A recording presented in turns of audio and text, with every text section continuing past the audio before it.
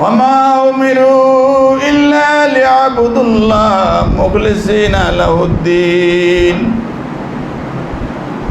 এক নম্বর শর্ত হলো যে তুমি জিন্দেগিতে যা কিছু করো সব তোমার ইবাদত হয়ে যাবে, যা করবা সব তোমার সওয়াব হবে, সব কিছুতে তুমি সওয়াব পাবা। শর্ত যে সেই কাজটা তুমি আল্লাহ রাব্বুল আলামিনকে রাজি খুশি করার জন্য করতেছো, শুধু এইটা যদি থাকে, বলেন সুবহানাল্লাহ। তুমি নামাজ পড়তেছো আল্লাহ রাব্বুল আলামিনকে রাজি খুশি করার জন্য সওয়াব পেয়ে যাবা। তুমি বাজারে যাচ্ছ আল্লাহ রাব্বুল আলামিনকে রাজি খুশি করার জন্য সওয়াব পেয়ে যাবা। ঘুমাইতে গেলা তুমি বললা আল্লাহুম্মা বিইসমিকা আমুতু ওয়া আহইয়া, তুমি সারা রাত ঘুমিয়ে থাকলা, ইবাদতের সওয়াব তোমার খাতায় লেখা হতে থাকবে, বলেন সুবহানাল্লাহ।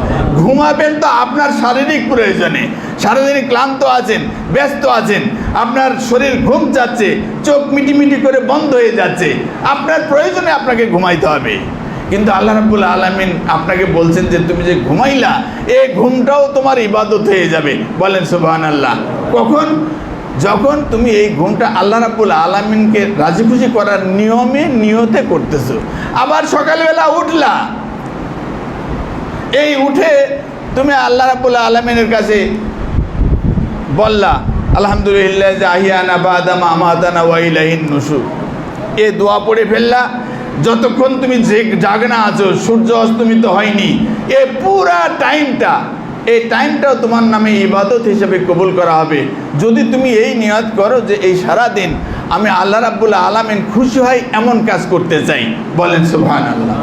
তো আল্লাহ রাব্বুল আলামিন বলছেন যে তোমার জিন্দগির যা কিছু আছে, ইভেন তুমি বাথরুম করতেছো, এই বাথরুম তোমার শারীরিক প্রয়োজনে, দৈহিক প্রয়োজনে তোমাকে করা লাগবে, তুমিও করো, কাফেরও করে, মুশরিকও করে, সবার এই কাজ করা লাগে।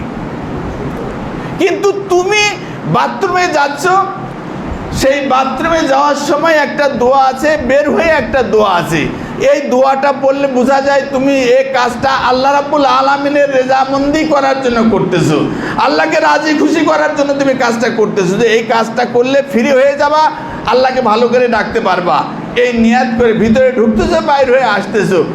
রাসূলুল্লাহ সাল্লাল্লাহু আলাইহি ওয়াসাল্লামের হাদিস বলছে এতেও তোমার সওয়াব হবে, বলেন সুবহানাল্লাহ। এক নাম্বার শর্ত যে যা কিছু আপনি করবেন এই কাজটার পিছনের উদ্দেশ্যটা কি? এটা হলো মুখলিসিনা লাহুদ্দিন হুনাফা, একনিষ্ঠভাবে আল্লাহ রাব্বুল আলামিনকে রাজি খুশি করার জন্য আপনি কাজটা করবেন। 2 নম্বর